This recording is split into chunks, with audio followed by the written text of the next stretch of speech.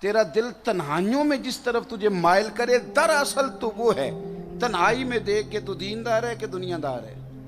اکیلے میں معلوم کر کہ تیری طبیعت جو ہے وہ عبادت کی طرف مائل ہوتی ہے کہ یہاں اکیلے بیٹھ کے نوٹ گنتا ہے، تو حساب لگاتا ہے کہ کہاں تک پہنچ گیا۔ جو تو تنہائی میں ہے وہ دراصل، جو لوگ اپنا منصب نہیں نہ پہچانتے، منصب وہ کیا، ہمارے گاؤں میں نا ایک نوجوان، اب تو خیر رواج بدل گئے، اب رواج آیا ہے موٹر سائیکل کی ٹائر اگلا اٹھا لینے کا، ون ویلنگ کرنے کا۔ پہلے یہ رواج ہوتا تھا دیہاتوں میں کہ نوجوان اس طرح کرتے تھے کہ وہ نا ہارن بڑا خوفناک سا لگا لیتے تھے، وہ گلیوں میں بجاتے تھے تو تکلیف ہوتی تھی بزرگوں کو، بزرگ برا بھلا کہتے تھے تو وہ ہنسا کرتے تھے، اسی کو مزاح بنا لیتے تھے۔ ایک نوجوان ہماری گلی سے گزرتا تھا تو میری اماں بھی بڑا برا محسوس کرتی تھی، وہ جان بوجھ کے ہارن بجاتا ہے، ہارن بڑا شور والا اور بدتمیزی والا۔ تو میں نے ایک آدھ دفعہ منع کیا لیکن اس نے ہنس کے ٹال دی بات۔ پھر ایک دن میں نے دیکھا کہ وہ نا ہمارا بھائی، ہمارا محلے دار، ہمارا عزیز بغیر ہارن کے جا رہا ہے۔ ایک دفعہ بھی دیکھا، دو دفعہ بھی۔ تو میں نے اسے ایک دن کہا کہ میاں کیا ہوا، ہارن کیوں اتروا دیا؟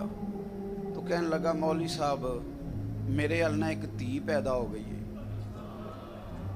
تو میری اماں نے مجھے کہا ہے جڑے دھیاں دے باپ ہون انج نہیں کردے۔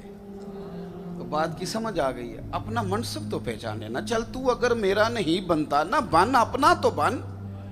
آپ ہزار دفعہ کہیں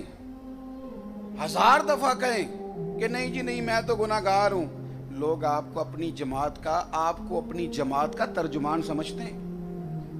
آپ سارا دن تعریف کریں اپنے پیر صاحب کی گھر جا کے، سارا دن کہیں میرے استاد صاحب کی کیا بات ہے، لیکن اگر بیوی کو گالی دو گے نا تو ایک منٹ میں کہے گی اے دسیا تینوں تیرے پیراں یہ سکھاتے ہیں تجھے تیرے استاذ۔ آپ ترجمان ہیں اپنی خانقاہ کے، اپنے ادارے کے، اپنی جماعت کے۔ ہمارا کردار، ہمارا عمل فوری طور پر بہت ساری جگہوں پہ الزام۔ سب سے پہلے تو کنتم خیر امت، تم پہچانو تو صحیح تم کیا ہو۔ یعنی ہم کاسا لیس نہیں ہیں، نہ کسی یہودی کے نہ کسی عیسائی کے۔ ہمارا تو منصب ہے اخرجت للناس، ہم دنیا میں امامت کرنے آئے، ہم نے ان کی قیادت کرنی ہے، انہیں راہ حق دکھانا ہے، ہم نے انہیں بتانا ہے کہ جو نظریات ہم پیش کر رہے ہیں وہ نظریات ہمارے نہیں، وہ خدائی دین کے نظریات ہیں، وہ وحی کے ساتھ آئے ہوئے نظریات ہیں، ہمیں لوگوں کو آگاہی دینی۔ لیکن اگر ہم کسی بندے کو دیکھ کے بڑی جلدی مرعوب ہو جائیں، کبھی کسی کی کار دیکھ لی، کبھی کسی کا گھر دیکھ لیا، کبھی کسی کے پیسے دیکھ لیے، میں اکثر دوستوں سے کہا کرتا ہوں کہ یار یہ تو بتاؤ روب کپڑوں کا ہوتا ہے کہ کردار کا ہوتا ہے؟ کو نہیں سمجھ آئی آپ کو میری بات؟ آپ جائیں نا 1.25 کروڑ جس کی گاڑی جس بندے کے دروازے پہ کھڑی ہے اور مکان اس کا 6 کروڑ کا ہے، تو اگر اس کے پیسے کرپشن کے تو لوگ دروازے پہ کھڑے ہو کے نہیں کہہ دیتے 2 نمبر آدمی ہے۔ لیکن سرکاری ملازم ہے، تنخواہ اس کی 30,000 ہے، دفتر اس کا جو ہے اس کی کرسیاں بھی ٹوٹی ہوئی ہیں، پر بندہ بڑا دیانتدار ہے۔ تو بہت بڑا افسر بھی اس کے دفتر کے دروازے کے باہر کھڑا ہو کے کہہ رہا ہوتا ہے نہ یہ رشوت لیتا ہے، نہ یہ نجائز سفارش سنتا ہے، اور یار یہ جائز ہی کام ہوا تو اس نے کرنا ہے۔ سمجھ آتی ہے روب کپڑوں کا نہیں ہوتا، روب تو کردار کا ہوتا ہے۔ آپ کو پہلے سمجھنا ہے کہ ہم کیا ہیں، پہلے سمجھنا ہے۔ اگر آپ سمجھ گئے کہ ہم نے تو قیادت کرنی تھی، ہم نے یہ کیا ماحول بنا لیا ہے، ہمیں اپنا جب تک منصب سمجھ میں نہیں نہ آتا۔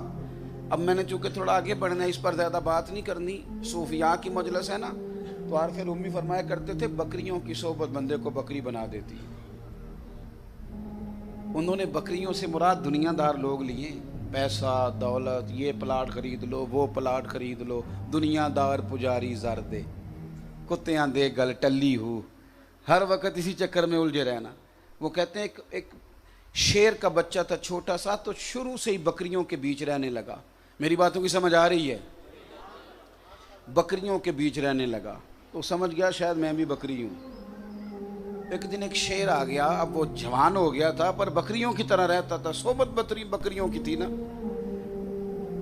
ایک دن ایک شیر آیا تو اس نے جب آ کے دھاڑا تو بکریاں دوڑی تو یہ بھی دوڑ گیا.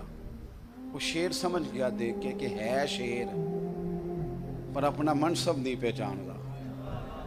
ہے شیر، ہے یہ شیر، یہ اپنا منصب. وہ تر دامنی پہ شیخ ہماری نہ جائیے، ہم تو دامن نہ چھوڑ دیں تو فرشتے وضو کریں.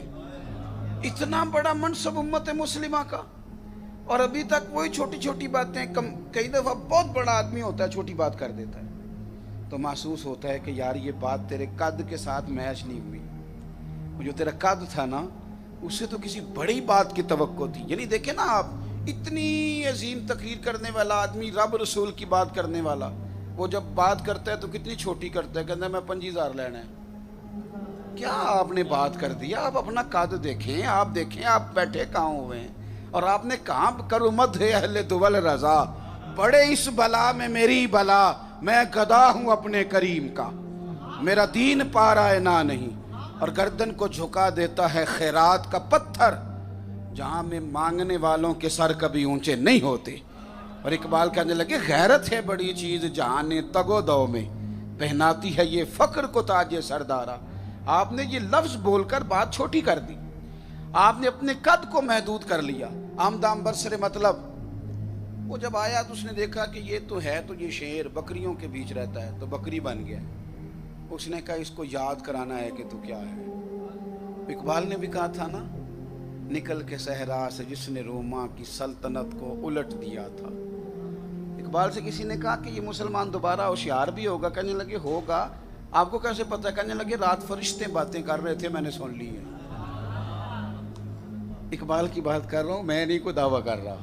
حضرت اقبال کہتے ہیں فرشتے رات باتیں کر رہے تھے تو میں نے سن لی. تو آپ نے کیا سنا ہے؟ کہتے فرشتے کہہ رہے تھے کہ نکل کے صحرا سے، کچے مکان سے. رونا نہیں رویا انہوں نے کہ روٹی کوئی نہیں، پیسے کوئی نہیں، اسلحہ کوئی نہیں، کمزوری. رونا نہیں رویا، بلکہ نکل کے صحرا سے جس نے روما کی سلطنت کو الٹ دیا تھا. سنا ہے میں نے یہ قدسیوں سے، وہ شیر پھر ہوشیار ہوگا. باتیں کر رہے تھے فرشتے، میں نے سن لی ہے. سنا ہے میں نے یہ قدسیوں سے کہ شیر پھر ہوشیار. تو انہوں نے کہا یہ شیر ہے، اسے بس یاد کرانا ہے کہ تو شیر ہے، یاد کرانا ہے. اللہ اکبر. گھیر کے نہ وہ لایا، گھیر کے بکریوں کے بیچ سے نکال کے لایا اس کو کسی طریقے سے. شیر اس شیر کو گھیر کے لایا اور لا کے دریا کے پل پہ کھڑا کیا. پل پہ کھڑے ہو کے جب اس نے نیچے دیکھا نا تو نیچے پانی میں اپنی صورت نظر آئی. صورت نظر آئی تو آنکھیں کھلی. آنکھیں کھول کے اس نے اس بوڑھے شیر کی طرف دیکھا. اس نے کہا یہ تو بوڑھا ہے، میں تو جوان ہوں، ڈر کیوں رہا ہوں. وہ جب دھاڑا نا اس کی طرف آنکھیں کھول کے کہ تو میرا پیچھا کیوں کر رہا ہے، تو اس نے کہا پتر کہنا کچھ بھی نہیں تھا، بس یہی یاد کرانا تھا جہاں تو آ گیا ہے. اتنی کنتم خیر امت. یعنی ہمارے نوجوان نا ابھی تک تویز مانگتے ہیں، کام نہیں چلتا. یعنی میں تویز دھاگے کا مخالف نہیں، میرا تو اس جماعت سے تعلق ہے، یہ تو عین برکت والی چیزیں. لیکن یہ کیا بات ہوئی کہ جس کا کام کرنے کو دل نہ کرے اسے کالا جادو ہو جائے. سستی. اور ابھی تک جو بچے الجھے ہوئے ہیں اپنی بیوی اور اپنی اماں کی لڑائی میں، وہ کیا انقلاب برپا کریں گے؟ جو ابھی تک یہ کہہ رہے ہیں کہ جناب اوخو کمر کی درد نہیں جان چھوڑ دی، کیسے آگے بڑھیں گے؟ جن کی سوچیں ابھی یہی جمی ہوئی ہیں کہ وہ محلے کی نکر پہ دو بندے کھڑے ہو کے میرے خلاف بات کر رہے تھے. او بھائی او کوئی اور پہ گل کر دے سن، تو ایڈا ضروری نہیں. غلط فہمی ہوگی ہے تجھے. آگے بڑھیں، کچھ کریں، اٹھیں گے، ہمت کریں گے تو اللہ مدد کرے گا. پہچانے اپنے آپ کو. اٹھ باندھ کمر کیوں ڈرتا ہے، پھر دیکھ خدا کیا کرتا ہے. اپنی سوچوں کو بڑا کریں. میں یہ محفلوں والے دوست ٹائم مانگتے ہیں نا جی، تو مجھے تو خیر بڑا ہی سفر کرنا پڑتا ہے. کوئی پوچھے آپ نے زیادہ وقت کہاں گزارا تو میں کہوں گا سڑکوں پہ. زیادہ وقت سڑکوں پہ گزر گیا زیادہ. تو میں نوجوانوں کو دیکھتا ہوں بڑی کچی کچی کمزور باتیں کرتے ہیں، چھوٹی چھوٹی باتیں کرتے ہیں، الجھے ہوئے سے ہیں، پریشان حال سے ہیں. توڑ دیں یہ سستیوں کا طلسم. آپ اٹھیں، آپ محنت کریں، آپ جدوجہد کریں. اللہ بڑا کریم ہے. اگر کافر محنت کرے، آگے بڑھے تو اللہ اسے نوازتا ہے، تو حضور کا کلمہ پڑھنے والوں کو تو بڑا ہی نہیں نوازتا.